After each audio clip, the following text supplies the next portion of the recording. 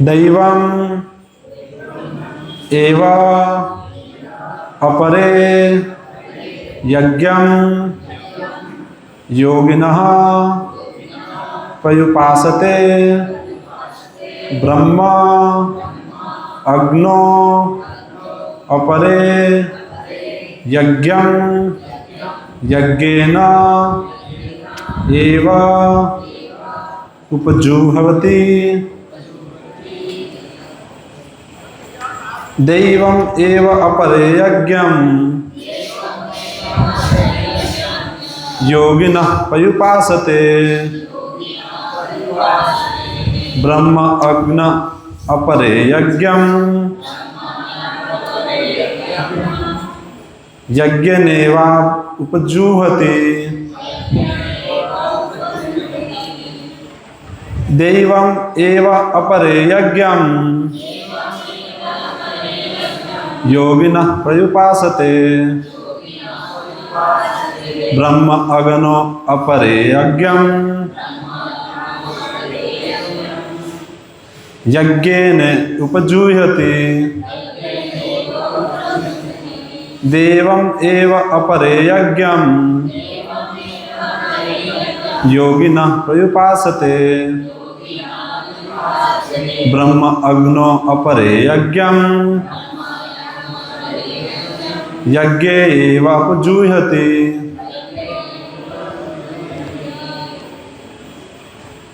देवम् एव परे यज्ञं योगिनः पर्युपासते ब्रह्मज्ञो परे यज्ञं यज्ञेन एव उपजुह्वति।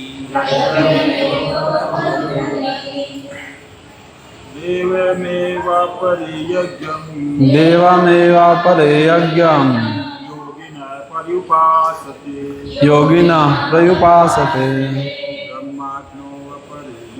ब्रह्म अग्नो अपरे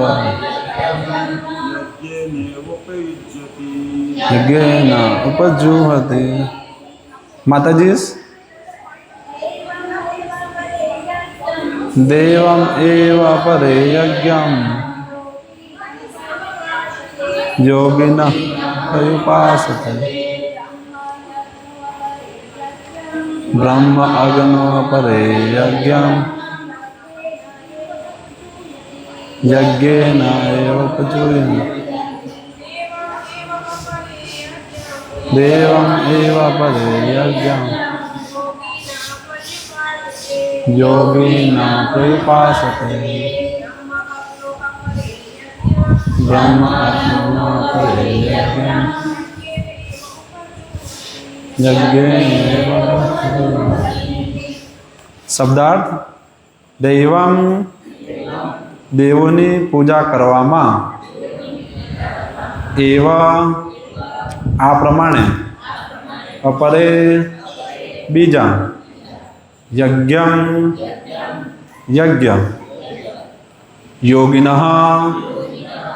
યોગીજનો पर्युपासते સારી રીતે ભજે છે બ્રહ્મ પરમ સત્ય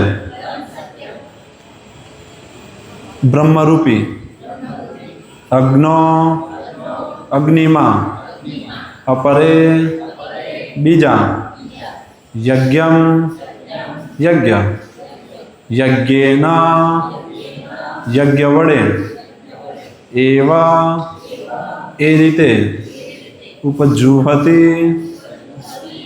અર્પણ કરે છે। અનુવાદ અને ભાવાર્થ પ્રભુપાદ દ્વારા પ્રભુપાદની જય। કેટલાક યોગીજનો વિવિધ પ્રકારના યજ્ઞો દ્વારા દેવોને સારી રીતે પૂજે છે અને કેટલાક બ્રહ્મરૂપી અગ્નિમાં યજ્ઞ અર્પણ કરે છે। ભાવાર્થ આપણે જોશું।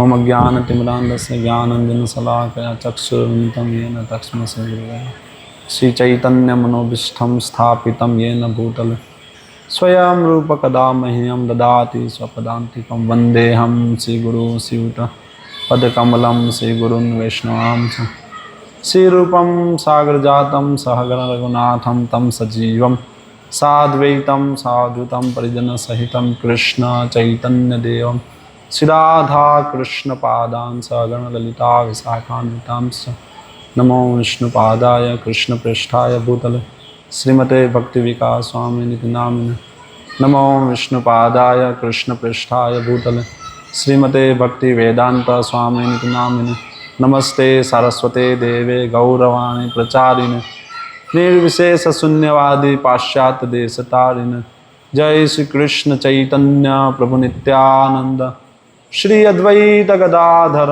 श्रीवासादि गौर भक्त वृंद हरे कृष्णा कृष्ण कृष्णा हरे हरे हरे राम राम राम हरे हरे हरे कृष्णा। तो तमारा बधाનું સ્વાગત છે ઇસ્કોન નવસારી તરફથી આ સાપ્તાહિક કાર્યક્રમમાં જે હવે શુક્રવારના બદલે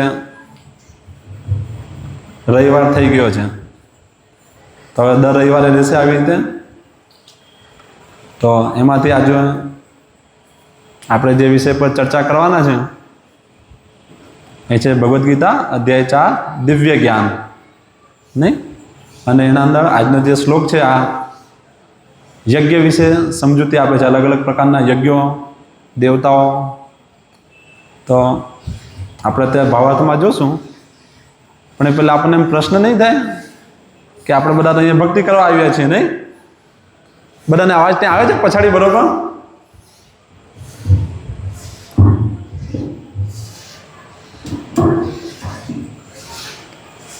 તો આપણે તો ભગવાનની ભક્તિ કરવા માટે અહીં આવ્યા છે ને, એ શીખવા માટે આવ્યા છે। તો ભક્તિ કરવું તો એમાં ભગવાન છે, આપણે છે, તો આપણે આ બધું દિવ્ય જ્ઞાન અને એનામાં આ બધું અલગ અલગ પ્રકારના યજ્ઞો એ બધું વિશે જાણીને આપણે શું કરવાના? આપણને શું કામ છે નહીં? એવો પ્રશ્ન નહીં થાય। હવે દિવ્ય જ્ઞાન આપણે ક્યાં જ્ઞાની બનવા આવ્યા છે? જ્ઞાની બનવા કોઈ આવ્યું છે નહીં, બધા ભક્તિ કરવા માટે આવ્યા છે નહીં? કે આપણે બધા ભગવાનની ભક્તિ કરવી છે, ભગવાનની સેવા કરવી છે। તો પછી આ જ્ઞાનને લઈને શું કરશું આપણે? શું કામ છે આપણને આ જ્ઞાનનું? કોઈ બતાવવા માંગશે જ્ઞાનની શું જરૂરત છે? ભક્તિમાં તો આપણે જે ભગવાન છે એમની સેવા કરવાની છે। જ્ઞાન એમાં પણ પાછું દિવ્ય જ્ઞાન। કોઈ કહેવા માંગશે આમાંથી કે ભક્તિ તો સ્વાભાવિક છે, આપણે તો પહેલેથી જ કરતા આવીએ છીએ ને? આપણા પિતાજી, એમના પણ પિતાજી, તમે જો આપણા પૂર્વજો પહેલેથી જ કરતા આવ્યા છે, આપણે પણ તો કરી જ રહ્યા છે। એ માટે જ અહીંયા આવ્યા છે। તો હવે એના અંદર આ જ્ઞાનની શું ભૂમિકા? આ બધું જ્ઞાનની વાતો કેમ થાય છે અહીંયા? કેમ આવી રીતે ક્લાસ થાય છે અને આવી રીતે જ્ઞાન લેવું પડે છે? શું કારણ છે એના પાછળ? ભગવાન કેટલા મહાન છે એ જ્ઞાનથી ખબર પડે છે। હા ઠીક છે, એ ટાઈમ પણ આપણને તો બચપનથી ખબર જ હોય ને, આપણે સાંભળ્યું જ હોય ને, રામે આવી રીતે કર્યું, કૃષ્ણ આવી રીતે પહેલેથી સાંભળતા હોય છે, તો બધાને જ ખ્યાલ છે। ચાલો ઠીક છે, ભગવાન વિશેનું જ્ઞાન થાય એક છે। બીજું શું છે? કેમ આપણે આવી રીતે જ્ઞાન લેવું જોઈએ? ભક્તિ તો સિમ્પલ છે ને, આપણે ઘણી વાર અહીંયા પ્રવચનમાં સાંભળીએ છીએ હરે કૃષ્ણ જપો ખુશ રહો, તો ઠીક છે, હરે કૃષ્ણ અમે જપીએ અને ખુશ રહીએ, તો પછી આ સાપ્તાહિક કાર્યક્રમ આવી રીતે બધું આપણે જ્ઞાન લઈએ, વાંચવું પડે ને, એ કેટલી બધી બુક્સ છે ત્યાં સ્ટોલ પણ। અને અત્યારે અમારા આઈવાયએસના યુવાનો પણ ખાસ બધાને શ્રીમદ ભાગવતમનું સેટ આપી રહ્યા છે કે બધા ગ્રહણ કરો, વાંચો। તો પ્રશ્ન નહીં થાય કે શું કામ વાંચવું જોઈએ? વાંચવાનું શું કામ છે? અમે તો પહેલેથી જ કરી રહ્યા છીએ, તો જ્ઞાનની શું જરૂર છે એમને? નહીં? કોઈ નહીં કહેવા માંગતો? ચાલો, કોઈને કહેશે તો મારે પણ નથી કહેવું, કોઈ કહેશે તો જ મેં કહીશ। કોઈ કહેવા માંગે છે જ્ઞાનની શું જરૂર છે? ભગવાન સાથેનો સંબંધ ભૂલી ગયા છે। હા, તો એ જાણવા માટે જ્ઞાન જોઈએ, બરોબર। બીજું ઠીક છે, આ પણ છે. તે તો જ્ઞાન તો આપણને એમ પણ પ્રાપ્ત થઈ જાય ટીવીના માધ્યમથી, નહીં? ટીવી સિરિયલમાં બતાવે જ છે ને, લિટલ કૃષ્ણ જોઈને છોકરાને ખબર પડી જાય કે હા આવી રીતે કૃષ્ણ છે, આવી રીતે આ છે. તો પછી આ બધુંનું શું કામ છે? આટલું બધું વિસ્તારથી અહીંયા ચર્ચા. ભગવાન સાથે પ્રેમ જાગૃત. ઠીક છે, ભગવાન સાથે પ્રેમ જાગૃત. તો એવા તો ઘણા બધા છે જે ભગવાન વિશે જ્ઞાન નહીં લઈને કૃષ્ણ રાધે એમ કરીને રડી રહ્યા છે, નહીં? ભગવાનના મંદિરે દર્શન કરવા જાય છે ને ત્યાં જોર જોરથી એમ રડે છે. એવા ઘણા બધા વિડીયો છે, કૃષ્ણ રામ એમ કરીને રડે છે, આંખમાંથી અશ્રુ વહે છે એ લોકોના. નથી એવું? ઘણા બધા એવા છે જેમણે બુક્સ નથી વાંચી. તમે જો મોટાભાગના જે અલગ અલગ ટેમ્પલોમાં જાય છે તે લોકો પોતાના ભાવ પર, એ લોકો કોઈ વાંચી નથી બુક્સ. એ લોકો નહીં કરતા મારો જગન્નાથ, મારો કૃષ્ણ, મારો આમ કરીને રડે પણ છે. અમુક અષ્ટ તામસિક વિકારો પણ પ્રગટ કરે છે, નહીં? તો પ્રભુજીએ કીધું તેમ કે જ્ઞાન, આ દિવ્ય જ્ઞાન એટલે આ ભગવાન વિશેનું જ્ઞાન છે. આપણે જેટલું ભગવાન વિશે સાંભળશું તો સ્વાભાવિક રીતે એટલું જ આપણો ભગવાન પ્રત્યેનો પ્રેમ વિકસશે, હજુ વધારે વિકસિત થશે. અને સાથે સાથે આપણી પાસે જ્યારે દિવ્ય જ્ઞાન રહેશે, જ્યારે આ જ્ઞાન રહેશે તો આપણે ભક્તિમાં વિચલિત નહીં થશું, નહીં? કારણ કે ભગવાન અને આપણા વચ્ચે જો એક વસ્તુ છે ને, આપણે પોતે છે. ભગવાન અને આપણા વચ્ચે કોણ છે? માયા નથી, આપણે પોતે જ છે. આપણે જાતે જ જવા નથી માંગતા ને, ભગવાન તો લઈ જવા માંગે છે. અને માયાદેવી તો ભગવાનની સેવિકા છે. છાયા યસ્ય ગુના અને વિભારતી દુર્ગા, ભગવાનની શક્તિ છે છાયા રૂપમાં. તો ભગવાનના ભક્ત, ભગવાનની સેવિકા એ તો થોડીક જ છે કે આપણે અહીંયા જ રહીએ, નહીં જઈએ. એ તો ઈચ્છે જ છે આપણે જઈએ, પણ આપણે જવા માંગતા નથી, નહીં? આપણે પોતે નથી જવા માંગતા. એ માટે પછી દુર્ગાદેવી અહીં આપણને પ્રતાડિત કરે છે, ત્રિશુલ ગોપીને અલગ અલગ પ્રકારથી દુઃખ આપીને. આદિ ભૌતિક ક્લેશ, આદિ દૈવિક ક્લેશ, આદિ આધ્યાત્મિક ક્લેશ, નહીં? આવી રીતે આપણને અલગ અલગ પ્રકારનું દુઃખ આપે છે. તો દુઃખ આપવાનો પછીનો ઉદ્દેશ શું છે? કે આપણે બધા ભગવાન પ્રત્યે પોતાનો સંબંધ જે ભૂલી ગયા છે એને પાછું સ્મરણ કરીએ અને ભગવાન સાથે પોતાનું પ્રેમનું આદાન પ્રદાન કરીએ, એ માટે છે, નહીં? તો શું થશે? જો આપણા પાસે દિવ્ય જ્ઞાન નહીં રહેશે તો આપણે નાની નાની વસ્તુમાં વિચલિત થઈ જશું. જો ભગવાન અને પ્રકૃતિ, ભગવાનની શક્તિ વિશેનું આપણને જ્ઞાન નહીં રહેશે તો જીવનમાં થોડુંક દુઃખ આવશે અને આપણે કહેશું ભગવાન હતા તે છતાં આ દુઃખ આવ્યું મને, તો મને આવા ભગવાનને ભજીને શું ફાયદો? નહીં, મેં આટલું બધું ભજન કર્યું, મેં દરરોજ સવારે આવી રીતે અગરબત્તી કરતી હતી, એવી રીતે હું બધું કાર્ય કરતી હતી, એ કરતો હતો, તે છતાં મને આ દુઃખ આવ્યું. તો ભગવાન નથી. જો ભગવાન હોય તો મને દુઃખ કેમ આવ્યું? આવો મનમાં ભાવ જાગૃત થાય જ્યારે આપણી પાસે જ્ઞાન નહીં રહેશે, દિવ્ય જ્ઞાન, ભગવાન સંબંધિત જ્ઞાન.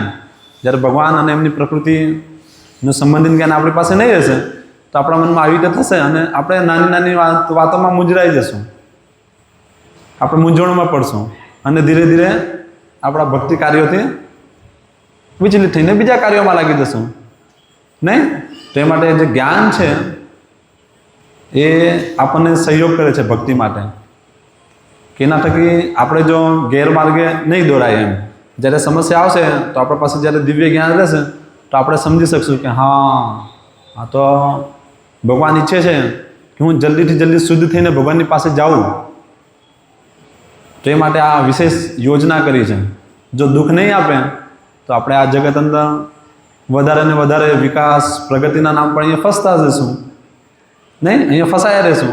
તો દુઃખ એ ભગવાનની કૃપા છે, જેના થકી આપણે અહીંયાથી બહાર નીકળીએ. તો એ વિચાર ક્યારે આવશે? જ્યારે આપણી પાસે જ્ઞાન રહેશે, જ્યારે ભગવાનનું સંબંધિત જ્ઞાન આપણી પાસે રહેશે ત્યારે જ આવશે ને. તે માટે જરૂરી છે. તો આ દિવ્ય જ્ઞાન એ માટે દિવ્ય કહેવામાં આવ્યું છે કારણ કે આ ચોથા અધ્યાય અંદર ભગવાનની પ્રકૃતિ ઉપર ચર્ચા કરવામાં આવી છે. એટલે અલગ અલગ શાસ્ત્રોમાં ભગવાન વિશેનું વર્ણન છે, પણ આ આનંદ જે ચોથા અધ્યાયમાં જે વર્ણન છે એ ભગવાન સ્વયં પોતાના વિશે પોતે બતાવી રહ્યા છે. ઉપનિષદોમાં, વેદોમાં ભગવાન વિશેનું જે વર્ણન છે તો ત્યાં અપ્રત્યક્ષ રૂપમાં છે કે હા ભગવાન આવા છે, પરમ સત્ય આવી રીતે છે, એમના હાથ નથી, અરૂપ્યમ છે, આવી રીતે અલગ અલગ રીતે ત્યાં અપ્રત્યક્ષ રૂપમાં કહેવામાં આવ્યું છે. પણ આ ચોથા અધ્યાયની વિશેષતા શું છે કે અહીંયા ભગવાન પોતે જ પોતાના વિશે કહી રહ્યા છે કે પોતે કેવા છે, જેના થકી બધા સમજી શકે એકદમ સહેલાઈથી. તો આની આ વિશેષતા છે, એટલે આ દિવ્ય જ્ઞાન છે કે અહીંયા ભગવાન વિશેનું જ્ઞાન છે એમ. એટલે ભગવાન પોતાના વિશે પોતે જ કહી રહ્યા છે. આ ચોથા અધ્યાયની મધુરતા છે.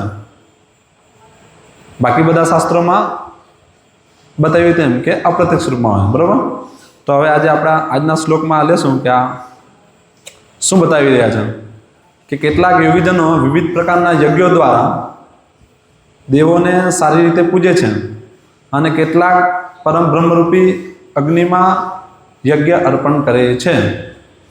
તો આ 25 નંબરના શ્લોકથી 31 નંબરના શ્લોક સુધી, નહીં 29 નંબરના શ્લોક સુધી 5 શ્લોકમાં અલગ અલગ પ્રકારના યજ્ઞોનું વર્ણન થયું છે કે જેના દ્વારા કેવી રીતે લોકો અલગ અલગ પ્રકારથી ભગવાનને પોતાને સમર્પિત કરે છે. યજ્ઞ એટલે શું છે બધાને ખબર જ હશે ને. યજ્ઞ એટલે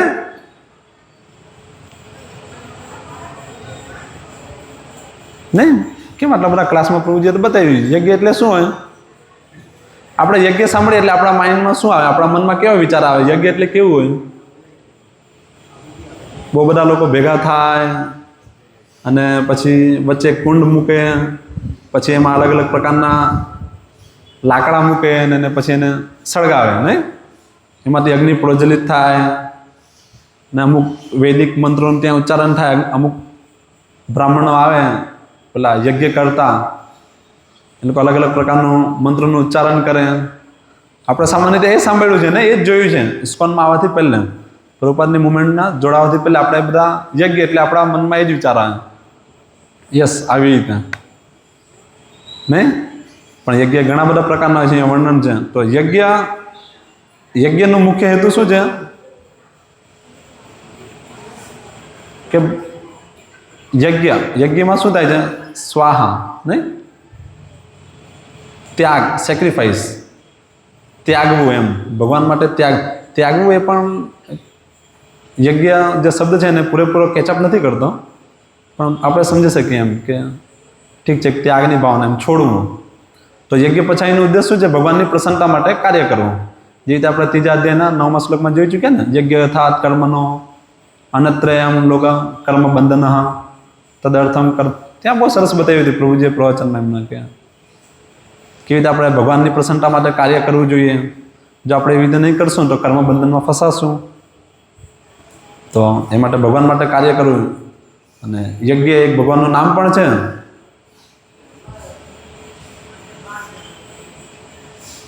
તો અને યજ્ઞ એટલે પેલું યજ્ઞ કુંડ, જ્યાં બધી વસ્તુને સ્વાહા કરવામાં આવે, તો ત્યાં આપણને પોતાનો અહંકારનું સ્વાહા કરવું છે. આજે ભૌતિક જગતમાં આપણે મિથ્યા અહંકાર બનાવી બેઠા છે, પોતાના શરીર સાથે પોતાનો સંબંધ બનાવીને. હું આ છું, હું અમેરિકન છું, હું ભારતીય છું, હું હિન્દુ છું, હું સ્ત્રી છું, હું પુરુષ છું. આપણે બધા ભાવમાં તો છે. તો એ ભાવને ત્યાગવો એ યજ્ઞ છે એમ. એ ભાવ ત્યાગીને ભગવાનની સેવા માટે કાર્ય કરવું એમ.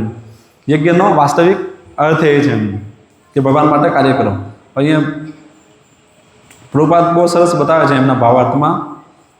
અગાઉ વર્ણવ્યું છે તેમ જે મનુષ્ય કૃષ્ણ ભાવના પરાયણ રહીને પોતાના કર્તવ્યો કરવામાં પરવાયેલો રહે છે તે પૂર્ણ યોગી છે. તો સૌથી પહેલાં અહીંયા પ્રભુપાદ બતાવીએ છીએ યોગી, નહીં? યોગિનઃ શબ્દ આવ્યું ને, દેવમ એવા અપરે યજ્ઞમ યોગિનઃ પ્રયુપાસતે. યોગિનઃ, યોગી જે આવી રીતે યજ્ઞ એવું કરે છે ને યોગી પણ કહેવામાં આવે છે ને, સેક્રિફાઈસ યોગી. તો વાસ્તવિક યોગી કોણ છે? પૂર્ણ યોગી કોણ છે? જે કૃષ્ણ ભાવના પરાયણ રહીને પોતાના કર્તવ્યો કરે છે. તો કૃષ્ણ ભાવના પરાયણ રહીને કર્તવ્ય કરવું એટલે શું?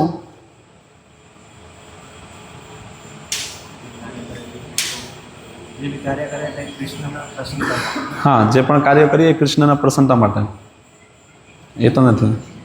આ છે કૃષ્ણ ભાવના પરાયણ થઈને રહીને પોતાના કાર્ય કરવું એટલે શું? કોઈ બીજું કોઈ બતાવવા માંગે છે એમ? હા, પ્રસાદ ખાઓ, પુસ્તક વિતરણ કરવું, કીર્તન કરવું, આ બધી ભક્તિના અંગો છે. હા, અંગ જ. ના, અહીંયા ભક્તિના અંગ શું છે એમ નથી પૂછવામાં આવતું. અહીંયા પ્રશ્ન એ છે કે કૃષ્ણ ભાવના પરાયણ રહીને કાર્ય કરવું એટલે શું એમ? તો આપણે તો પ્રસાદ કેટલા સમય માટે વિતરણ કરશું? આખા 24 કલાકમાં પ્રસાદ તો અડધો કલાક જ લેશું ને. ને પુસ્તક વિતરણ કરવા તો આપણે ક્યાં દરરોજ જઈએ છીએ? રવિવારે જઈએ 1 કલાક માટે કે 2 કલાક માટે. તો બાકીના સમય શું? હા પોતાના કાર્યોમાં રહીને આપણે હા, તો એ જ તો વસ્તુ છે કે અહીંયા લખ્યું છે કે જે મનુષ્ય કૃષ્ણ ભાવના પરાયણ રહીને પોતાના કર્તવ્યોમાં પરવાયેલો રહે છે. તો પહેલે કૃષ્ણ ભાવના પરાયણ રહેવાનું છે ને પછી કર્તવ્યમાં પરાયણ પેલું પરોવાવાનું છે ને. આપણે ઊંધું કરી રહ્યા છીએ. પહેલે આપણે આપણા કર્તવ્યમાં પરોવાયા છીએ, જે આપણે માની બેઠા છે એ કર્તવ્યમાં પોરાયા છે, અને પછી વિચારે છે કે હવે મારે કૃષ્ણ ભાવના ભાવિત ગાવાનું છે. પણ છે આનાથી વિપરીત. પહેલે કૃષ્ણ ભાવનામય થવાનું છે નહીં. એટલે ભક્તિ એટલે શું છે? ભગવાનના ઉદ્દેશને પૂરું કરવું એમ.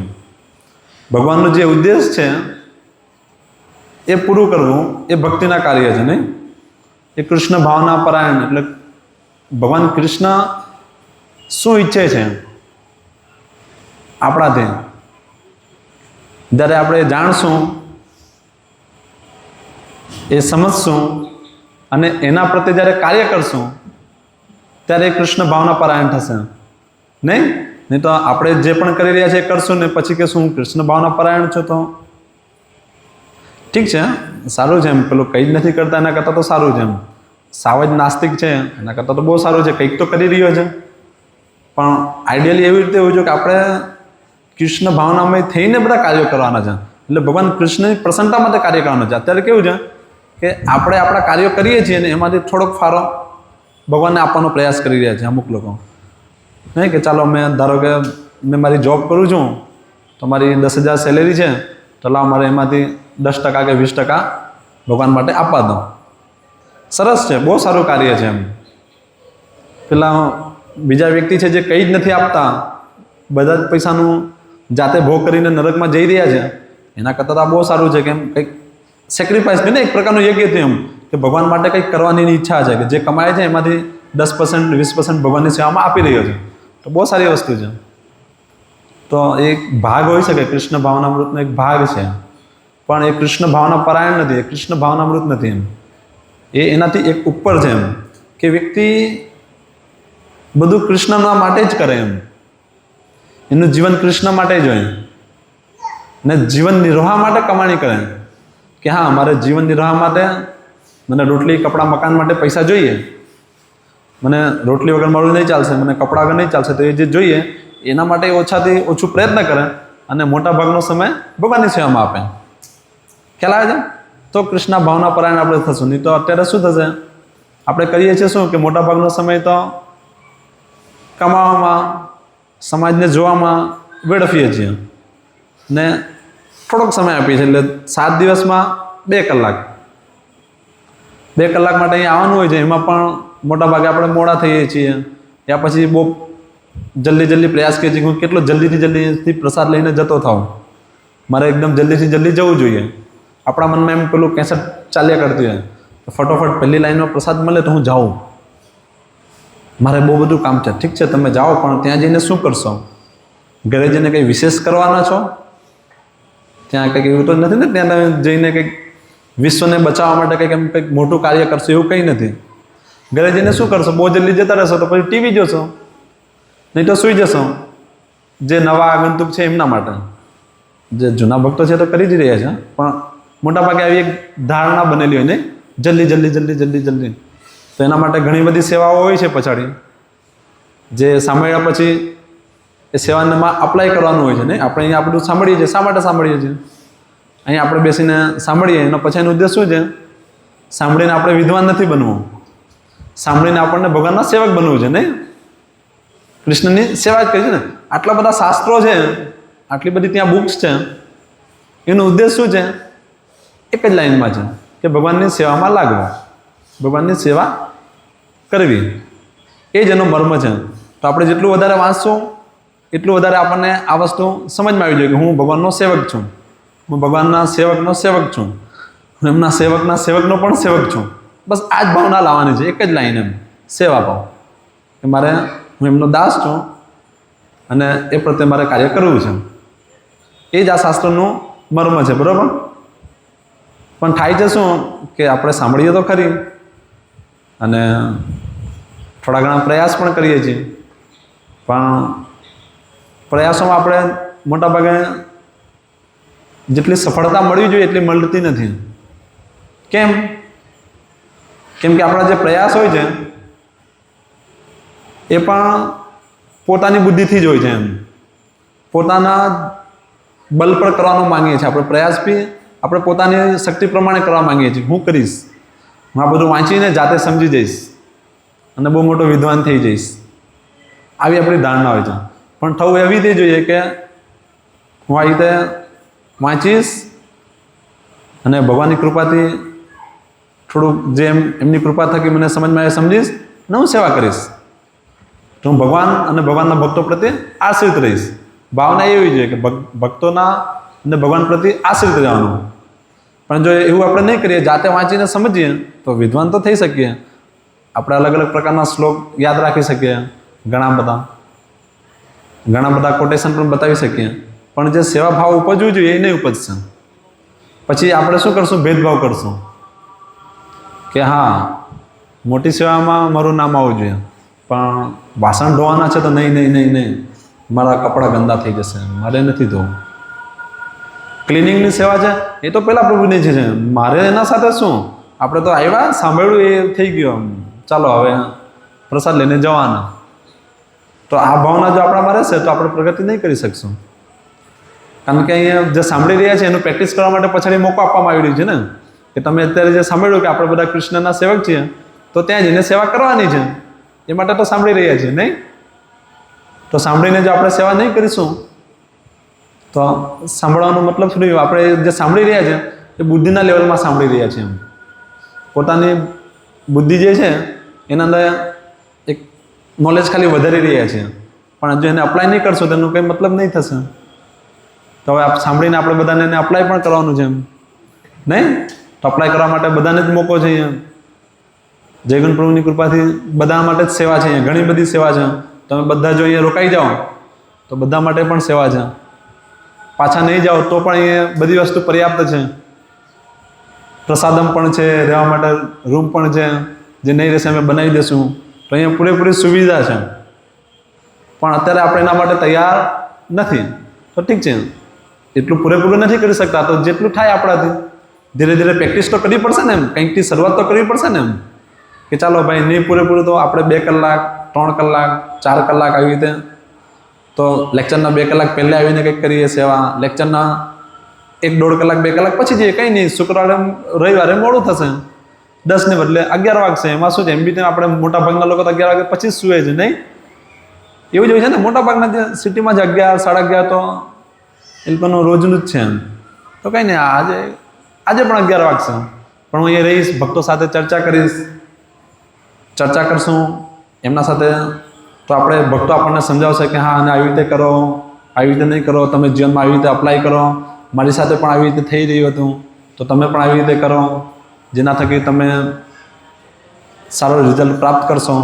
આવી રીતે ભક્તો આપણને માર્ગદર્શન આપશે. પણ આપશે ક્યારે? જ્યારે આપણે અહીંયા પ્રસાદ લીધા પછી થોડુંક થોપશું, થોડીક સેવામાં લાગશું.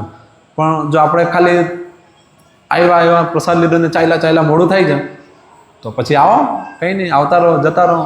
સારું છે, પહેલાં નથી આવતા એના કરતાં તો સારું છે, ઘણું સારું છે.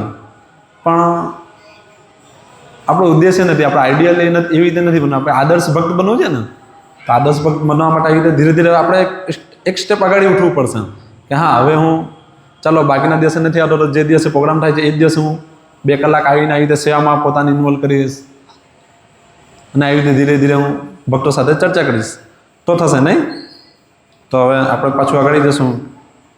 તો આવી રીતે કૃષ્ણ ભાવના પરાયણ રહીને પોતાના કર્તવ્યો કરવામાં પરવાયેલો રહે છે, તે પૂર્ણ યોગી છે.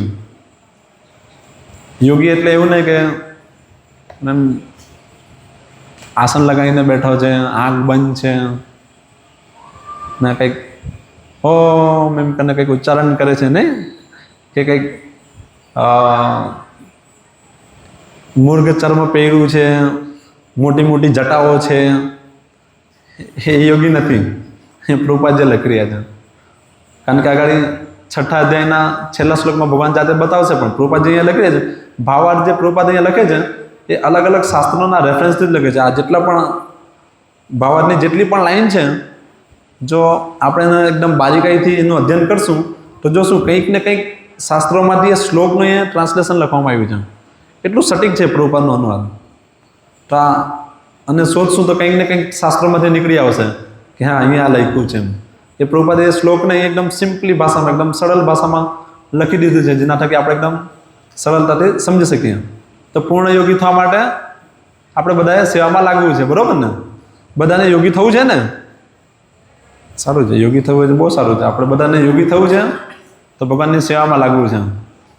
દાઢી વાળ એના વધારવાથી આપણે યોગી નહીં થશું. યોગી થવા માટે ભગવાન કૃષ્ણની સેવા કરવાની છે.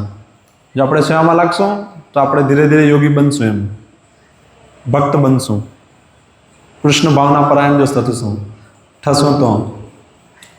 પરંતુ એવા મનુષ્ય પણ છે કે જેઓ દેવોને પૂજવા માટે આવા જ યજ્ઞો કરે છે, અને બીજા કેટલાક મનુષ્યો પરબ્રહ્મ અથવા પરમેશ્વરના નિરાકાર સ્વરૂપને યજ્ઞો અર્પણ કરે છે. તો હવે અહીં પ્રભુપાદ બતાવી રહ્યા છે યજ્ઞના અલગ અલગ પ્રકારને, કે યજ્ઞમાં પણ અલગ અલગ પ્રકારના યજ્ઞો હોય છે.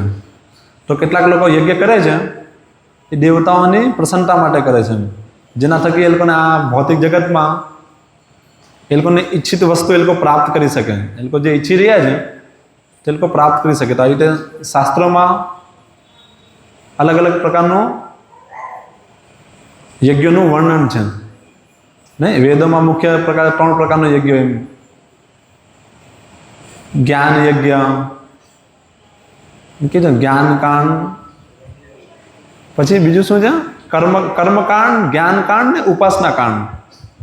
તો આવી રીતે એનું અલગ અલગ લેવલ હોય છે, એમ કે અમુક એ પ્રકારના જે લોકો યજ્ઞ કરે છે દેવતાઓનું, તો યજ્ઞ કરીને એના બદલામાં કંઈક ઈચ્છે છે, એમ ખ્યાલ છે કે યજ્ઞ કરીને મંત્રોનું ઉચ્ચારણ કરીને એના સામેથી કંઈક એ લે છે ભૌતિક સુખ સુવિધા માટે, ભૌતિક લાભ માટે. તેના માટે એ લોકો, ઘણા લોકો અલગ અલગ પ્રકારના દેવતાઓની ઉપાસના કરે છે યજ્ઞો દ્વારા. દેવતાઓને આવી રીતે યજ્ઞો દ્વારા આહુતિ આપીને એ લોકોને આજે ભૌતિક જગતમાં જે પણ સુખ સુવિધા જોઈએ એને પ્રાપ્ત કરે છે. જેવા પ્રભુપાદ એ બતાવ્યું છે કે એવા છે જે દેવોને પૂજે છે આવી રીતે યજ્ઞો દ્વારા. અને બીજા કેટલાક મનુષ્યો પરબ્રહ્મ અથવા પરમેશ્વરના નિરાકાર સ્વરૂપને યજ્ઞ અર્પણ કરે છે. તો આ અલગ અલગ પ્રકારનું બતાવે છે. એક એવા પ્રકારના લોકો છે કર્મી લોકો. કર્મી મીન્સ કે જે યજ્ઞ કરીને કંઈક પ્રાપ્ત કરવા માંગે છે, બરોબર, એને કર્મી કહેવાય. અને એક આ બીજા છે, આ નિરાકારવાદી છે. એ લોકો પણ યજ્ઞ કરે છે, પણ એ લોકો ભગવાનના જે નિરાકાર સ્વરૂપ છે એને યજ્ઞ અર્પણ કરે છે. તો અહીં આગળ બહુ સરસ બતાવશે કેવી છે કે જે આ નિર્વિશેષવાદી છે એટલે અલગ અલગ યજ્ઞમાં અલગ અલગ વસ્તુ અર્પણ કરે છે. તો આ કર્મી જે છે એ પોતાના કર્મને અર્પણ કરે છે, પોતાના જે કાર્યો છે એને અર્પણ કરે છે અને એનું ફલ ભોગવે છે. તો અહીંયા જે કર્મીઓની વાત થઈ રહી છે એ કયા કર્મી છે? સકામ કર્મી, જે શાસ્ત્રોના આધાર પર કાર્યો કરે છે અને એનું ફળ પ્રાપ્ત કરે છે. આપણા માટે નથી. મોટાભાગના જે આપણે બધા છીએ જગતમાં, તો આપણે કર્મ નથી કરી રહ્યા. જે ભક્તિ પ્રેક્ટિસ કરી રહ્યા છે એ તો એ લોકોને જે જેટલા સમય સુધી પ્રયાસ કરે છે એ પ્રયાસ જે છે એ નિષ્કામ કર્મયોગમાં જાય છે, એટલે ભગવાનની પ્રસન્નતા માટે જાય છે. પણ મોટાભાગે આપણે જે કાર્ય કરી રહ્યા છીએ એક વિકર્મમાં જાય છે. આપણું જે કાર્ય છે મોટાભાગનું એ શું છે? વિકર્મ છે, કર્મ નથી. નહીં, ભગવાન ત્રીજા અધ્યાયમાં બતાવી છે કે ને કર્મ, વિકર્મ, અકર્મ. તો આપણે બધા જે મોટાભાગે કાર્ય કરીએ છીએ એ આપણા કર્મ નથી. આપણે નહીં કહે છે શું કરે પ્રભુ, અમારે તો અમારા નૈતિક કર્તવ્ય તો કરવા જ પડશે ને, અમારા નૈતિક કાર્ય તો કરવા જ પડશે. જે અમારું દરરોજનું કાર્યક્રમ છે તો કરવું જ પડશે, અમારા નિયત કર્તવ્ય કરવું પડશે. નહીં, તો એ આપણા નિયત કર્તવ્ય નથી. આપણે એવું બનાવી બેઠા છે, એવું માની બેઠા છે કે આ અમારું નિયત કર્તવ્ય છે. આપણે જે અત્યારે નિયત કર્તવ્યની જે આપણી ધારણા છે એ કેવી છે? વિકર્મની છે. કારણ કે મોટાભાગના આપણે જે લોકો છીએ એ શું કરી રહ્યા છે? શાસ્ત્રથી વિપરીત કાર્ય કરી રહ્યા છે. નહીં,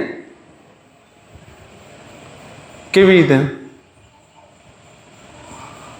આપણે બધા શાસ્ત્રોથી વિપરીત કરી રહ્યા છીએ? અહીંયા કોઈ પણ એવી વ્યક્તિ નથી, જેમ અમુક ભક્તો પણ છે, પણ મોટાભાગના લોકો આવી રીતે વિકર્મમાં ફસાયા છે. છેલ્લે આપણે આ જગતમાં રહીએ છીએ તો અહીંયા કંઈક નહીં તો છેલ્લે આપણે બધા રોટલી તો ખાય જ છે ને. બધા રોટલી ખાય છે કે નથી ખાતા?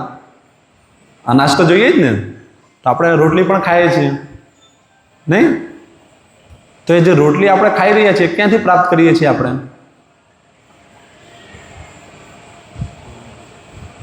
ઘઉંના લોટમાંથી ને. શું થઈ ગયું તમે બધા કંઈ બોલતા નહીં? શું નહીં ખ્યાલ આવતો? મારી ભાષા સ્પષ્ટ નહીં? ગુજરાતી બધાને ખ્યાલ તો આવે જ છે ને. તો આપણે બધા રોટલી ખાઈએ છીએ. રોટલી ક્યાંથી લાવીએ છીએ? લોટમાંથી ને લોટ ક્યાંથી આવે છે? હા, ઘઉંથી આવે છે, બરોબર છે. પણ આપણે તો ઘઉંમાંથી નહીં લાવતા, આપણે તો કિરાણાની દુકાનમાંથી લાવીએ ને મોટા ભાગે. તો આપણે બધા લોટ ક્યાંથી લાવીએ? દુકાનમાંથી, બરોબર ને? હા તો કહો મારા પછાડી, હા એમ તો કહો, એટલે મને એમ હિંમત તો આવે કે હા હવે મારે આગળ કેવું છે. તો આપણે બધા લોટ ક્યાંથી લાવીએ? કિરાણાની દુકાનમાંથી. દુકાનવાળો લોટ ક્યાંથી લાવે? શું થઈ ગયું? ફેક્ટરીમાંથી લાવે ને. ક્યાંથી લાવવાનો એ? નહીં ને, ફેક્ટરી વાળો ક્યાંથી લાવે છે લોટ? ખેતરમાંથી. હા, ખેતરમાંથી. ખેતરમાંથી એ આવી રીતે બીજ વાવે છે ને, આવી રીતે એના ઝાડવા જે શું કે એના છોડવા જ ને મોટા થાય છે ને, એમાંથી અનાજ જે પાકે ને આવી રીતે એની ફેક્ટરીમાં આવે છે. તો એ જે ખેતી થાય છે એટલે આ ખેતરમાંથી અનાજ પાકે છે, બરાબર ને? ખેતરમાંથી અનાજ આવે છે. તો એ લોકો કેવી રીતે ખેતરમાંથી અનાજ પકાવે છે? ઘઉંના બીજ નાખીને. પણ કેવી રીતે કરે છે? પ્રોસેસ તો હશે ને. ટ્રેક્ટર લાવે છે, ખેડે છે અને બીજ નાખે છે. તો શું લાવે છે એ લોકો? ટ્રેક્ટર લાવે છે. ખ્યાલ જ. આ બધી વસ્તુ મેં એ માટે બતાવવા માંગુ છું. આપણે પાછા એમાં જશું કે સામાન્ય રીતે આપણે બધા રોટલી ખાઈએ છીએ, પણ એ રોટલી પણ કેવી છે? એકદમ ગાય માતાનું લોહીનું છે, એમ એવું કે છે, લોહીથી યુક્ત રોટલી, એમ પાપમય રોટલી. તમે કહેશો ક્યાં છે? મને દાગા તો દેખાતા નથી. કે દાગા નથી દેખાતા એ માટે જ આ થોડુંક ડિટેલમાં આપણે જઈ રહ્યા છે તો ખ્યાલ આવશે કેવી રીતે હોય છે. પાપમય રોટલી કેવી રીતે હોય છે? તો એ ફેક્ટરીવાળા મોટાભાગની લેન્ડ લઈ લે છે, જમીનો લઈને એના પર ખેતી કરે છે. ખેતી કેવી રીતે કરે છે? ટ્રેક્ટરથી, બરાબર ને? અલગ અલગ પ્રકારના સંસાધનો લાવીને ખેતી કરે છે. ઠીક છે, ટ્રેક્ટરોથી કરે છે. તો પહેલે કેવી રીતે કરતા? પહેલેના લોકો બળદ દ્વારા. આજના જ્યારે 100-150 વર્ષ પહેલાં જ્યારે ટ્રેક્ટર નહીં હતું આટલું પ્રમાણ, જ્યારે ટ્રેક્ટર નહીં, એની ટેકનોલોજી જ્યારે નહીં હતી ત્યારે લોકો બળદથી કરતા, બરાબર ને? તો હવે બધા બળદ ક્યાં ગયા? ટ્રેક્ટર આવ્યું તો કતલખાને ગયા. કતલખાને જ ગયા ને. ટ્રેક્ટર આવ્યું એટલે બધા બળદો કતલખાને ગયા. તો એમાં આપણે બધા ભાગીદાર થયા કે નહીં થયા? ટ્રેક્ટર લાવવામાં ઓછા વધતા અંશે આપણે બધા ભાગીદાર થયા, નહીં? કોઈ એવું નહીં કહી શકે હું ભાગીદાર નથી. આપણે બધા આ જ સમાજને પ્રોત્સાહિત કરી રહ્યા છે, જે યાંત્રિક રૂપે પ્રગતિ કરી રહ્યું છે એ સમાજને આપણે બધા પ્રોત્સાહિત કરી રહ્યા છે. તો આપણે કંઈક ને કંઈક એના કલ્પઉર્જા છીએ, એમ મશીનના કંઈક ને કંઈક પાર્ટ છે, આપણે પણ એને બઢાવવામાં મદદ કરી રહ્યા છીએ ને. એટલે આપણે સિટીમાં રહીએ છીએ, ક્યાં જશું ખેતી કરવા, ક્યાં ખેતર લાવશું ને બળદ લાવશું, એટલે આપણે ફટોફટ પગાર થયો એટલે લોટ લીધું ને ઘરે મૂકી દીધું ને ખાઈ રહ્યા છીએ, બરોબર ને. અમે વિચારીએ છીએ અમે બરોબર કરી રહ્યા છીએ, પણ એવું નથી. તો જ્યારે ટ્રેક્ટર આવ્યું તો બધી ગાય બેલ એ બધા કતલખાને જતા રહ્યા નહીં. તો એ કતલખાને લઈ જવા માટે કંઈક ને કંઈક આપણે પણ નિમિત્ત બની રહ્યા છીએ ને, ઓછા વનતા અંશે. તો આપણે જે રોટલી ખાઈ રહ્યા છે એના પણ એ પાપકર્મો તો આવી જ રહ્યા છે ને, નહીં આવી રહ્યા? આવી રીતે જ્યારે સૂક્ષ્મ રીતે વિચારશું વસ્તુઓને તો આપણે જોશું કે ઓ આ જગત જ એવી રીતે છે કે કોઈ પણ વ્યક્તિ એમ નહીં કહી શકે કે હું પાપ કાર્યમાં નથી પરોવાયેલો, હું પાપ કાર્ય નથી કરી રહ્યો. બધા જ કરી રહ્યા છે ને, કારણ કે રોટલી વગર તો કોઈ જીવવાનું જ નથી. એવું નથી ને હવે આપણે બધા નટ બોલ્ટ ખાઈને જીવશું, પ્રગતિ કરી ચૂક્યા છે એટલે હવે અમે બોલ્ટ ખાશું, એવું છે ના. રોટલી તો ખાઈ જ પડશે. તો કેટલા લોકો અહીંયા આપણે ખેતી કરી શકશું? તો ખેતી કરીને ખાવાનું કેટલા લોકો ખાશે? મુશ્કેલ છે. પેલું ત્યાં વાસણ ધોવાના એમાં અમુક અડધો કલાકમાં જ બધા ગાયબ થવા લાગે. તો ખેતી કરવા માટે કેટલી બધી ઉર્જા જોઈએ ને, ખેતી કરવા માટે તાકાત તો જોઈએ ને. ક્યાં છે આપણા પાસે તાકાત? 8-10 બુક લઈને બુક વિતરણમાં જવાનું હોય તો આપણે દુખવા લાગે 1 કલાકમાં, નહીં દુખ્યા? તો ખેતી તો અત્યારે આપણાથી સંભવ નથી, આપણે માની લીધું છે. તો આપણે આ સમાજમાં એકના એક ભાગ બનીને રહી ગયા છે. તો આ રીતે આપણે બધા ઓછા વત્તા અંશે કંઈક ને કંઈક પાપ કાર્યોમાં પુરવાયેલા છીએ. તો અહીંયા જ્યારે વાત થઈ રહી છે કર્મી લોકોની, તો એ કર્મી લોકો કેવા છે? જે શાસ્ત્રોના આધારિત કાર્ય કરીને, જે સકામ કર્મની જે વાત થાય ને, એટલે સકામ કર્મ કરીને બદલામાં કંઈક ફળ મેળવવું. તો એટલીસ્ટ પેલો શાસ્ત્રના માર્ગદર્શનમાં કાર્ય કરી રહ્યો છે, તો એનું શું થશે? ધીરે ધીરે શાસ્ત્રો પ્રતિ એની રુચિ વધશે. પણ આપણી સ્થિતિ તો એકદમ દયનીય છે. આપણી બધાની સ્થિતિ કેવી છે? દયનીય છે. કારણ કે આપણે 1 કલાક 1.5 કલાક બેસવું પણ આપણા માટે ભારી છે. હાથ દુખવા લાગે, ગળું દુખવા લાગે, નહીં? એટલી બધી સમસ્યા છે આપણી સાથે. ભગવાન વિશે સાંભળવું પણ આપણા માટે મુશ્કેલ થાય છે. તો એ બધું ક્યાં આપણે કરવા જશું? ક્યારે વાંચશું? કેવી રીતે કરશું? તો સ્થિતિ બહુ દયનીય છે આપણી. આપણે બહુ જટિલ સમસ્યામાં ફસાયા છીએ. તો જેટલી સ્થિતિ આપણી દયનીય છે, જેટલી આપણે દયાના પાત્ર છે, જેટલા આપણું કાર્ય ગર્હિત છે, ભગવાન કૃષ્ણ એટલા જ કૃપાળુ છે, એટલું જ કૃપા આપવા માટે તત્પર છે. નહીં, તમે જોયા છે જેટલો છોકરો બગડેલો હોય, જેટલો એ બદમાશ બનતો જાય, એટલી એની મા, એના પિતાજી કેવા એટલા કૃપાળુ થતા જાય. એટલે એને હજુ વધારે સુધારવા માટે પ્રયાસ કરતા રહે. એવું નહીં કે આ બગડી ગયો છે તેને છોડી દેવો. એ હંમેશા વિચારતા હોય કેવી રીતે મારા છોકરાને એક વાસ્તવિક માર્ગદર્શન આપી શકું, કેવી રીતે હું સુધારું, નહીં? તો એવી રીતે ભગવાન જો છે કે ઓ આ બધા કલિયુગના જીવો કેવી રીતે ફસાયા છે, બિચારા કંઈ નહીં કરે તો પણ નરક જવું પડશે. તો એ લોકોની સ્થિતિ કેટલી દયનીય છે. તો ભગવાન એટલા જ કૃપાળુ છે, અને એટલા માટે એટલું જ કૃપા કરીને ભગવાન કૃષ્ણ ચૈતન્ય મહાપ્રભુ રૂપે અહીંયા આવે છે ને આપણને એટલી જ કૃપા વરસાવે છે કે ભાઈ આ યજ્ઞોમાં અલગ અલગ પ્રકારનું એ હજુ તો ઘણી બધી વસ્તુ વાંચવાની આપણે રહી જતી છે, કારણ કે આપણા પાસે એટલો સમય નથી. સમય હવે થવા આવ્યો. તો આવી સ્થિતિ છે. તો આવી સ્થિતિમાં આપણું કેવી રીતે હિત થશે?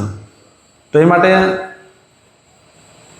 સ્પેશિયલી ચૈતન્ય મહાપ્રભુ આવ્યા, જેમણે આપણને યજ્ઞ આપ્યું. કયું યજ્ઞ આપ્યું? સંકીર્તન યજ્ઞ. ભાઈ આ બધા યજ્ઞો અને એના નિયમો, એને બધું સમજવું, એને પાલન કરવું, એ બધી વસ્તુની શુદ્ધતા લાવવી અસંભવ છે. યજ્ઞમાં ઘી જોઈએ, તો ઘી ક્યાંથી લાવશું? આપણે માર્કેટમાંથી લાવશું, નહીં?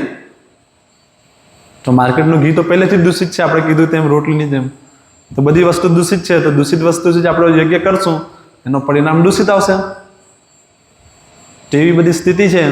એના માટે ભગવાન બહુ કૃપાળુ છે, બહુ દયાળુ છે. તેમણે આપણને કલિયુગના આપણા બધા જીવો માટે શું આપ્યું આપણને? સંકીર્તન યજ્ઞ. શું છે? હરે કૃષ્ણ કૃષ્ણ કૃષ્ણ હરે હરે, હરે રામ રામ રામ હરે હરે. કેટલું સરળ છે. આપણે ગમે ત્યારે ગમે ત્યાં ભગવાનનું નામ લઈ શકીએ ને લેવું જ જોઈએ. તો આવી રીતે જો આપણે ભગવાનનું નામ લેતા રહેશું તો એ નામ લેવું જ પોતામાં યજ્ઞ છે, નહીં? જેટલું પ્રમાણમાં આપણે ભક્તોના સંગમાં ભગવાનનું નામનું ઉચ્ચારણ કરશું એટલા જ પ્રમાણમાં આપણું હૃદયનું શુદ્ધિકરણ થશે અને આપણે એટલા જ પ્રમાણમાં વધારે આ ભૌતિક જગતની વિકૃતિ આ જોઈ શકશું કે કેવી રીતે આ ગંદુ છે જગત ને ભગવાન કેવી રીતે મહાન છે, કેવી રીતે સારા છે, કેવી રીતે ભગવાનના ભક્તો કેટલા સારા છે એ આપણે જોઈ શકશું. ને એ જ પ્રમાણમાં પછી આપણે એમના ભગવાનની સાથે આપણું જે પ્રેમનો સંબંધનું આદાન પ્રદાન છે એને કરશું અને ધીરે ધીરે જે ભગવાન જેવી રીતે ઈચ્છે છે કાર્યો કરવાની આપણે કરશું, સારા ભક્ત બનશું, નહીં આદર્શ ભક્ત બનશું. તો એ માટે આપણે બધાએ સમયના અભાવથી આટલું શિક્ષા લઈને જવાનું છે કે આપણે બધાએ ભગવાનનું નામનું ઉચ્ચારણ કરવાનું છે, નહીં? સંકીર્તન યજ્ઞ કે ભગવાનનું નામ જબ બધાએ કરવાનું છે અને પ્રયાસ કરવાનો છે ભક્તોના સંગમાં. કારણ કે આપણે એકલા જ્યારે ઘરે કરીએ છીએ કેવી રીતે હોય છે? મોટા ભાગે હરે કૃષ્ણ કૃષ્ણ કૃષ્ણ, પેલી ટીવી બંધ કરી દેજો. હરે કૃષ્ણ કૃષ્ણ કૃષ્ણ. બાજુવાળા શું લાવ્યા છે? કૃષ્ણ કૃષ્ણ કૃષ્ણ. હા, જો ને આ મારું કામ મૂક્યું છે એમ. મોટા ભાગે એવું આપણી સાથે થાય છે. તો શું થાય છે? પેલું યાંત્રિક રૂપે આપણે ભગવાનનું નામ લઈએ છીએ. બીજા કોઈ લેક્ચરમાં આપણે લેશું ભગવાનનું નામ જપના વિશે જ્યારે આવશે ત્યારે આપણે એમાં લેશું કે કેવી રીતે અલગ અલગ પ્રકારના જપ છે એમ. સાયકલ જપ, મોટરસાયકલ જપ, ડ્રાઇવિંગ જપ. એટલે પેલો એક હાથે ગાડી ચલાવે છે ને એક હાથે કૃષ્ણ કૃષ્ણ કૃષ્ણ. શું છે? બહુ વિચારણીય છે, નહીં? કે આપણે ભગવાનનું નામ તો લઈ રહ્યા છીએ પણ એ તો વધારે અપરાધ કરી રહ્યા છે. જે ભગવાનના 10 નામ અપરાધમાંથી 10મું જે નામ અપરાધ છે એ તો આપણે એકદમ પરફેક્ટ કરી રહ્યા છીએ એમ. કારણ કે આપણું ધ્યાન ક્યાં છે? હવે જો એમ કહું મારું ધ્યાન જપમાં છે તો ગાડી કેવી રીતે ચાલી રહી છે, નહીં? ને જો કે મારું ધ્યાન ગાડીમાં છે તો તમે નામ જપ, એ તો અપરાધ થઈ રહ્યું છે ને, આપણે નામ અપરાધ કરી રહ્યા છે. તો આવું ઘણી બધી વસ્તુ છે. તો એ આપણે ભક્તોના સંગમાં જ્યારે રહેશું તે આપણને બતાવશે પ્રભુજી આવી રીતે નહીં કરો, આવી રીતે કરો, એમ કરો, આવી રીતે કરો. તો એનાથી વધારે ને વધારે થોડાક સમયમાં જ આપણે વધારે ને વધારે કૃષ્ણ પ્રેમ પ્રતિ આગળ વધશું એમ. ભગવાનની સેવા ભાવનામાં જેટલું સારી રીતે આપણે ભગવાનનું નામ જપ કરશું એટલું જ વધારે આપણને વધારે ને વધારે ઉત્સાહ મળશે ભગવાનની સેવા કરવા માટે. બરાબર ને? તો આપણે અહીંયા વિરામ આપશું. હરે કૃષ્ણ. તો અહીંયા જો કોઈનો કંઈ પ્રશ્ન હોય તો પૂછી શકે છે. કોઈ કંઈ પ્રશ્ન પૂછવા માંગે છે?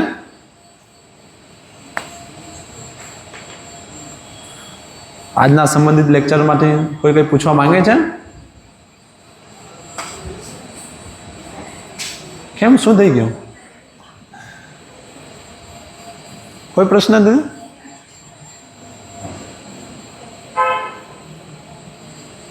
તો મેં જ પૂછી લઉં. નહીં હોય તો મેં પૂછી લઉં કે કોઈ પૂછે છે? નહીં? ઠીક છે, ચાલો તો. હરે કૃષ્ણ. શીલ પ્રભુપાદ કી જય. ભગવદ્ ગીતા તેના મૂળ રૂપ કી જય. નિતાઈ ગૌર પ્રેમાનંદ.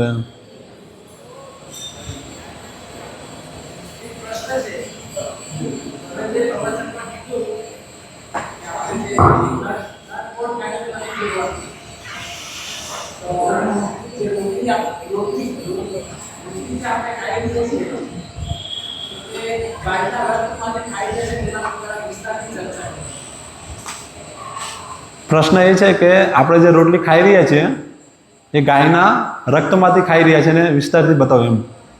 હા, વિસ્તારમાં તો પેલું કે સમજવાળાને ઈશારો કાપી છે પણ આપણે તો પણ પ્રયાસ કરીએ. વિસ્તારમાં એવું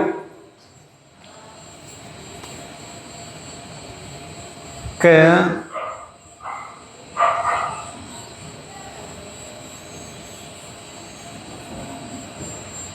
પહેલે મોટાભાગના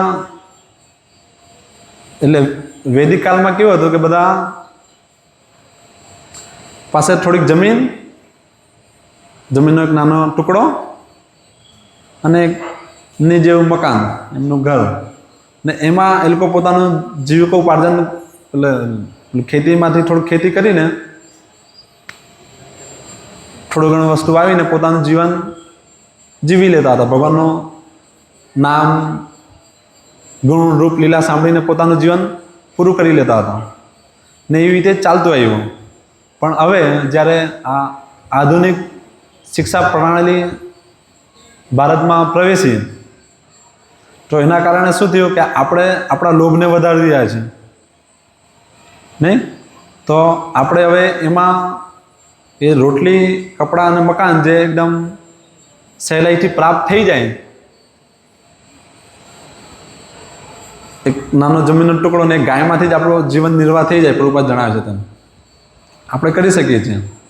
પણ આપણે એ એટલું નહીં કરીને હજુ વધારે વધારે લોભી થતા જયેલા કે નહીં, મારે હજુ મોટી મોટી ગગનચુંબી ઇમારતો બનાવી છે. તો આવી રીતે જ્યારે આપણે બધા એ બધી વસ્તુ તો પોતાનું લક્ષ્ય દોર્યું તો એમાં થયું શું કે જીવનનો જે લક્ષ્ય હતો ભગવાનની પાસે જવાનું, એનાથી વિપરીત હવે આપણે આ ભૌતિક જગતમાં વધારેથી વધારે ગગનચુંબી ઇમારતો એ બધું બનાવવામાં આપણે લાગી ગયા. તો એ કારણે આપણું જે જીવન જીવવા માટે જે આપણે સહેલાઈથી જે પ્રાપ્ત કરતા હતા એ પ્રાપ્ત કરવાનો હવે સમય નથી રહ્યો, નહીં? તો એ પ્રાપ્ત કરવાનો સમય નહીં રહ્યો, એ માટે આપણે આવી રીતે ફેક્ટરીઓ પર આશ્રિત થઈ ગયા. ફેક્ટરીઓ પર આશ્રિત થયા એ કારણે આ ફેક્ટરીઓ વધતી ગઈ. લોકો આવી રીતે આ એજ્યુકેશનના કારણે રીતે પ્રચાર થતો ગયો કે હા, ખેતી કરવું એ તો છોકરાને રીતે કહેવામાં આવે છે, તું જો ભણશે નહીં તો તને કિસાન બનાવી દેશું, આવી રીતે ગાયો ચરાવવા મોકલશું, ખેતી કાર્યોમાં લગાવી દેશું. તો આવી રીતે પ્રચાર થતો હોય કે આ જે ખેતી કાર્ય છે એ નિકૃષ્ટ છે, એમ એકદમ નિમ્ન કાર્ય છે આ જે કાર્યો છે. તો એ કારણે મોટાભાગના લોકો આપણે બધા ખેતીના કાર્યોથી અને એ કાર્યોથી દૂર થતા ગયા ને એ કાર્યોથી દૂર થતા ગયા ને પ્રચાર એમ થયો કે મોટીથી મોટું કારખાના બનાવો, ફેક્ટરીઓ બનાવો ને એવી રીતે ભારતને પ્રગતિશીલ બનાવો, આનો વિકાસ કરો. તો આપણે એના અંદર સહયોગ આપતા ગયા, નહીં? તો એ સહયોગના કારણે આપણી જે વૈદિક સંસ્કૃતિ હતી એનાથી આપણે દૂર થતા ચાલ્યા. તો દૂર થતા ચાલ્યા એ કારણે આ ફેક્ટરીઓ વધતી ચાલી અને ફેક્ટરીઓ જે વધી ચાલતી એ પોતપોતાના ઇન્સ્ટ્રુમેન્ટ, પોતપોતાના સાધનો દ્વારા જે ધારો કે ખેતરમાંથી જ્યાં 2 ટન અનાજ પાકવું જોઈએ ત્યાં લોકો 4 ટન પકાવે છે. અલગ અલગ પ્રકારના કેમિકલો નાખીને આવી રીતે અલગ અલગ સાધનો દ્વારા, નહીં? તો આપણે બધા પણ જોયું કે હા, તો બહુ ફાસ્ટ કાર્ય થઈ રહ્યું છે, આપણે સહયોગ આપવું જોઈએ. તો આપણે એના અંદર સહયોગ આપી રહ્યા છીએ એ કાર્યોમાં. તો જેટલું વધારે આપણે એના અંદર સહયોગ આપી રહ્યા છીએ એટલું જ આપણે જે વૈદિક સંસ્કૃતિ છે એને તોડી રહ્યા છીએ, નહીં? એને તોડી રહ્યા. જેટલો સહયોગ આપશું, આસુરિક જે નાસ્તિક જે વિચારધારણા છે એને આપણે જેટલો સહયોગ કરશું એટલું આપણે આ શાસ્ત્રોની વિધિથી દૂર થતા ચાલ્યા. બરોબર ને? ખ્યાલ આવે છે?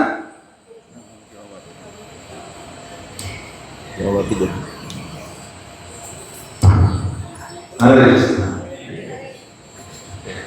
આપણે એમનું કહેવાનું જે છે કે આપણે અત્યારે જે આધુનિક શહેરી જીવન જે છે એમાં દરેક વસ્તુ જે કરીએ છીએ તે પાપમય છે.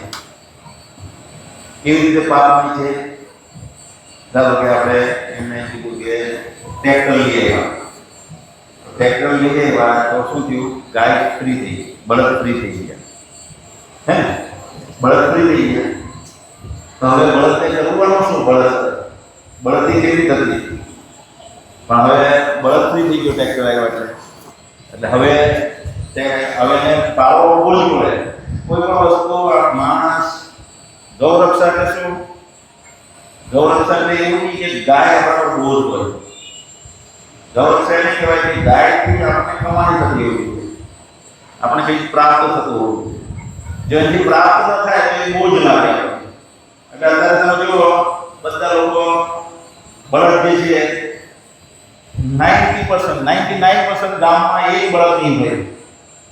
અને કોઈને બળદથી ખેતી કરવી હોય તો બળદથી કેવી રીતે ખેતી કરવી એ પણ આવડતું નથી.